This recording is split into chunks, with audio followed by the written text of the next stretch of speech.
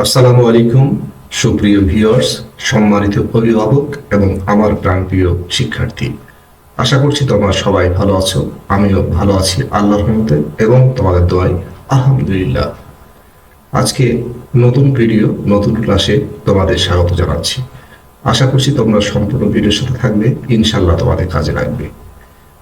সেই সাথে আমার চ্যানেলটি সাবস্ক্রাইব করে পাশে থাকবে এবং নোটিফিকেশন চালু করে রাখবে, অর্থাৎ বেল আইকন চালু করে রাখবে। তাহলে নোটিফিকেশন সহজে পেয়ে যাবে এবং প্রয়োজনীয় ভিডিও দেখতে তোমরা সহজেই সক্ষম হবে। এখন কথা না বাড়িয়ে, যেহেতু বার্ষিক পরীক্ষা অতি নিকটে, এই জন্য আজকে একটি অনুচ্ছেদ বাংলা মোবাইল ফোন এ বিষয়ে আমি আলোচনা করব।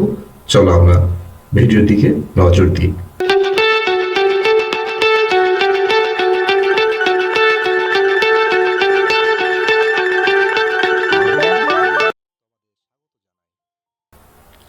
আজকে বাংলা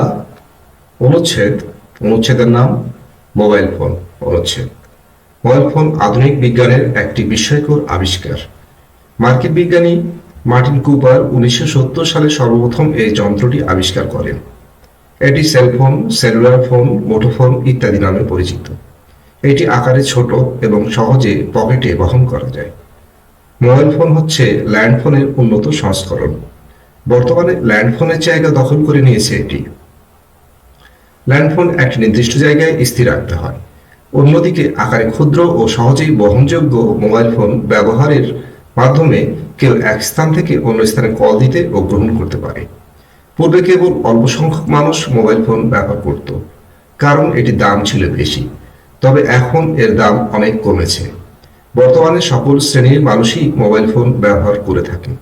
এটি যোগাযোগ ব্যবস্থাকে সহজতর করেছে। বর্তমান সময়ের অত্যাধুনিক মোবাইল ফোনগুলো স্মার্টফোন নামে পরিচিত। এগুলোর সাহায্যে কথা বলার পাশাপাশি গান শোনা, ছবি তোলা, তথ্য সংরক্ষণ, হিসাব নিকাশ ইত্যাদি কাজ সহজেই করা যায়। এছাড়া বিশ্বের প্রতিটি দেশে ইন্টারনেট ব্যবহারের ক্ষেত্রে প্রযুক্তি চালু হয়েছে, যেখানে মোবাইল ফোন একটি গুরুত্বপূর্ণ ভূমিকা রাখছে। বর্তমানে দেশের 97% এলাকা মোবাইল ফোন নেটওয়ার্কের আওতাধীন। সর্বোপরি তথ্য প্রযুক্তির এই যুগে মোবাইল ফোন ছাড়া আমাদের দৈনন্দিন জীবন কল্পনা করা যায় না। সবাইকে ধন্যবাদ।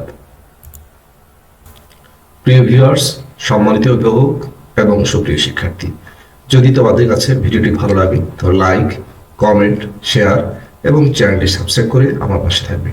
ইনশাল্লাহ আগামীতে অন্য কোনো প্রয়োজনীয় ভিডিও নিয়ে তোমাদের সামনে শীঘ্রই হাজির হব। সেই পর্যন্ত সবাই ভালো থাকবে। আল্লাহ হাফেজ।